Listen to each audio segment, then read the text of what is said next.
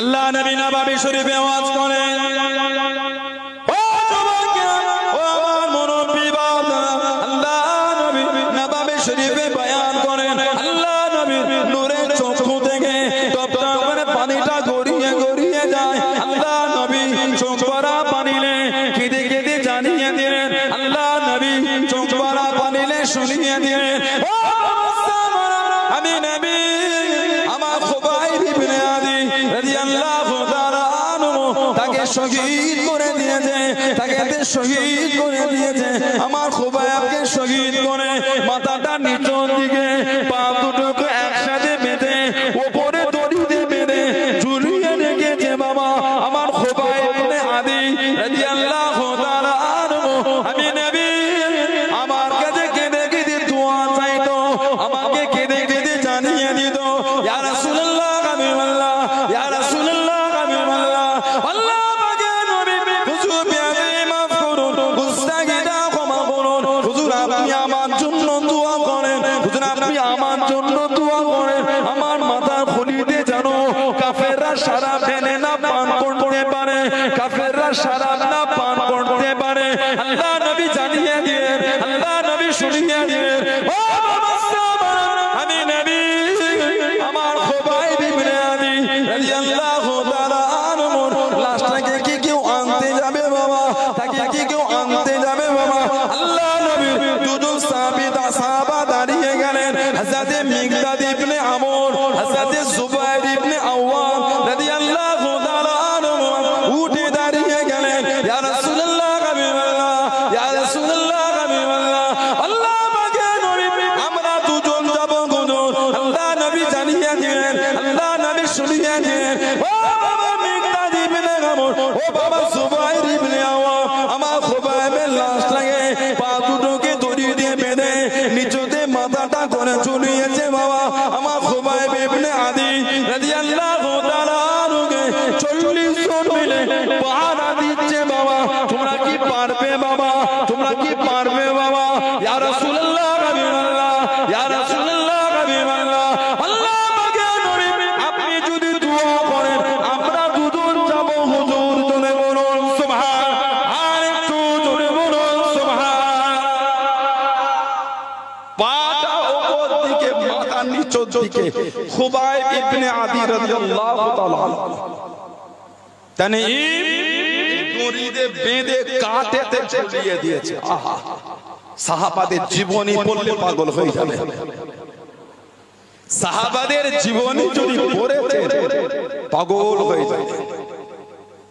যে কষ্ট আমার রাসূলের সাহাবাদের দিয়েছে একটাই কারণ, আল্লাহ দ্বীনের ঝান্ডাটা ওঠাবার জন্য নিজেদের জীবনগুলোকে বিলীন করেছে আল্লাহ দ্বীনকে কায়েম করার জন্য। জোরে বলবেন না?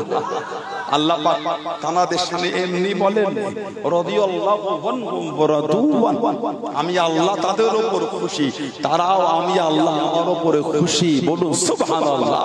এমনি আল্লাহ পাক বলেন, আমিনু কামা আমানান নাস, আমিনু তোমরা ঈমান আনো।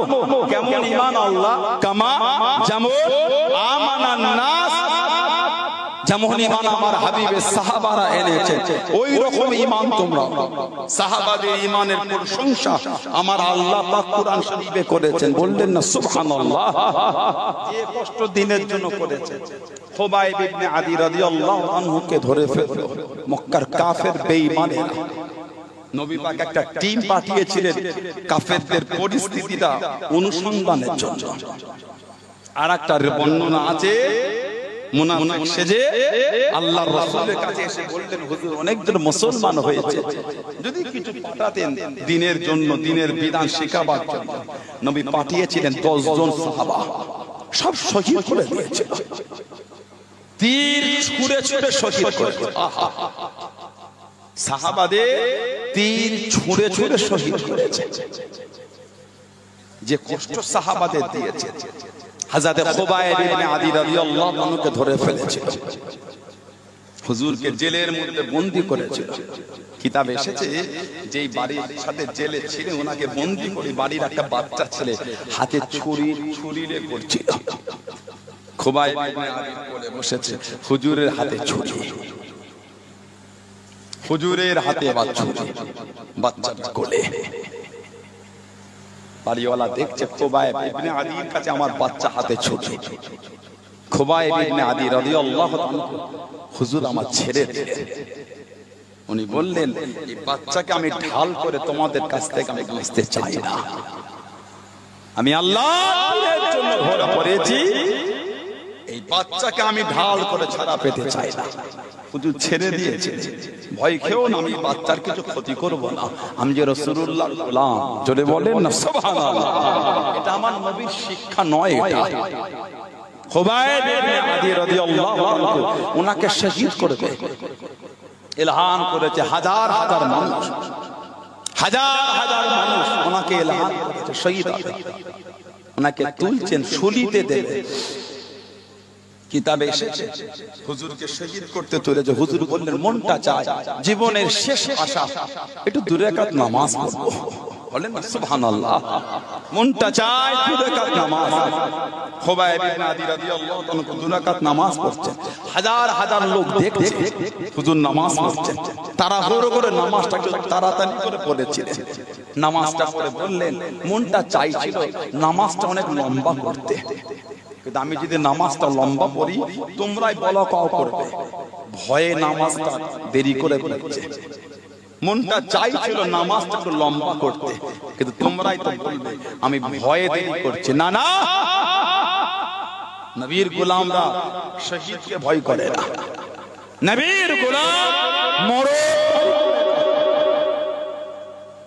খুবাইব ইবনে আদি হুজুর নামাজ পড়ে হুজুরকে শহীদ করে দিল। মাথাটা নিচের দিকে, পা দুটোকে উপর দিকে করে ঝুলিয়ে দিয়েছে। নবী পাকের 2 জন সাহাবা পার হয়ে গেল, মিকদাদ ইবনে আমর, জুবায়ের ইবনে আওয়াম। জুবায়ের ইবনে আওয়াম রাদিয়াল্লাহু তাআলা, এই হযরত জুবায়ের আবু বকর সিদ্দিক হুজুরের জামাই, হযরত আসমা স্বামী রাদিয়াল্লাহু তাআলা আনহু। টুক টুক টুক টুক করে দিনের বেলা যেতেন, রাত্রিরে লুকিয়ে, আপনার দিনের বেলা লুকাতে রাত্রিরে যেতেন। মক্কা শরীফ পার করে তানঈমে গিয়ে পৌঁছে গেলেন। গিয়ে দেখছেন হযরত খুবাইব ইবনে আদির লাশটা ঝুলছে, মাথা দিকে পা দুটো উপর দিকে। 40টা কাফের ঘিরে পাহারা দিচ্ছেন, যাবে কি করে? 40 জন কাফের লাশটাকে পাহারা দিচ্ছে। আল্লাহর হুকুম হয়ে গেল, একটা টাইম 40টা কাফের বেহুশ হয়ে জমিনে পড়ে গেল। যারা বলা গেল না, হযরত মিকদাদ ইবনে আমর চলে গেলেন, হযরত জুবায়ের ইবনে আওয়াম চলে গেলেন, হযরত খুবাইব ইবনে আদি রাদিয়াল্লাহু তাআলা আনহু লাশটাকে খুলে দিয়ে ঘোড়ার পিঠে উঠিয়ে নিয়ে, ঘোড়ার পিঠে তুলে নিয়ে মদিনা শরীফে রওনা হয়ে গেলেন। মদিনা শরীফে পার হয়ে গেলেন। ও যুবক, আল্লাহ রাসূল হযরত মিকদাদ ইবনে আমর, হযরত জুবায়ের ইবনে আওয়াম রাদিয়াল্লাহু তাআলা আনহু ঘোড়ার পিঠে করে নিয়ে চলে যায়। হযরত খুবাইবের লাশটা নিয়ে চলে যায়, হযরত খুবাইবের লাশটা নিয়ে চলে যায়। ও যুবক, আল্লাহ নবী নববী শরীফে বসে গেলেন। আল্লাহ নবী সাহাবাদের দেখে দেখে জানিয়ে দিলেন, ও আমি নবী, আমার খুবাইব আমার কাছে কাঁদতো, ইয়া রাসূলুল্লাহ হাবিবাল্লাহ, ইয়া রাসূলুল্লাহ হাবিবাল্লাহ, আল্লাহ আমাকে নবী হুজুর বিআদি মাফ করুন, গুস্তাগিদা ক্ষমা করুন, আপনি আমার জন্য দোয়া চান, আমার মাথার খুলিতে যেন কাফেররা সালাম না পান করতে পারে, আমার মাথার খুলিতে যেন কাফেররা সালাম না পান করতে পারে।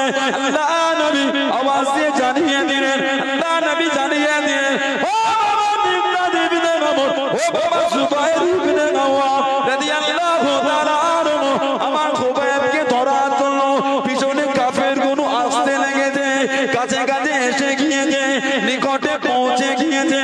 আমার খুবাইবের লাশখানা জমিনে নামিয়ে দাও বাবা, তারা যদি খুবাইবের লাশটা পেয়ে যায় আবারও নিয়ে চলে যাবে। আমার খুবাইব, আমি নবী, আমার কাছে কেঁদে কেঁদে বলতো, ইয়া রাসূলুল্লাহ হাবিবাল্লাহ, ইয়া রাসূলুল্লাহ হাবিবাল্লাহ, আল্লাহ আমাকে নবী হুজুর আপনি আমার জন্য দোয়া চান, আমার মাথার খুলিতে যেন কাফেররা সালাম না পান করতে পারে। আল্লাহ রাসূল সাহাবী হযরত খুবাইব ইবনে আদি রাদিয়াল্লাহু তাআলা দিল, লাশটাকে জমিনে রেখে দিল।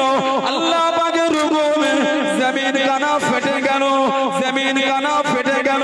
হযরত খুবাইব ইবনে আদি রাদিয়াল্লাহু তাআলা লাশটা জমিনের নিচে চলে গেল।